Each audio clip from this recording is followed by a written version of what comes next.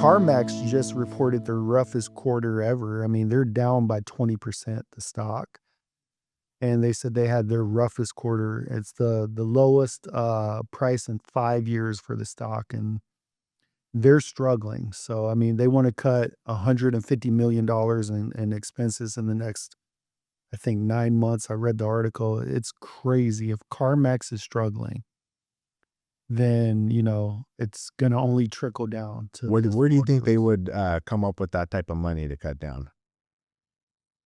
You think it's gonna It's be gotta be, I don't know, payroll, is always the biggest expense, so, I hope they're not gonna cut jobs, but more likely if the sales are slowing down, then, they're selling less cars, they're gonna cut some of the sales support and also sales positions at the stores.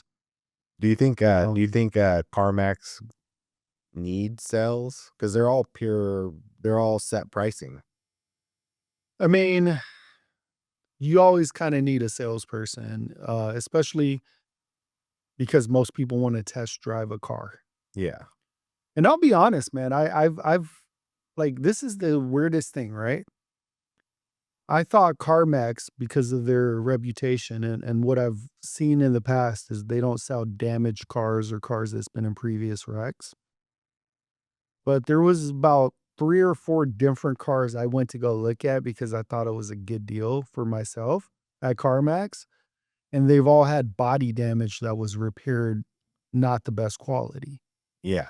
So you could still see, I mean, it's hard for a lot of people to see, but you could still see the ripples in the paint or the Bondo or the new paint on the cars, and I was, like, very disappointed. I said to myself, I was like, "Man, CarMax, you guys really lowered your standards for Well, what you used to sell." I got an early insight to that because when I worked for Toyota, one of their mechanics came in to buy a car, and CarMax is. I mean, if you want a truck, you could get it from wherever you want and have it, taken to the dealership. And I was like, "Why are you buying a truck from us when you could just buy it from your store?" He's like, "Oh, I wouldn't buy a car from us."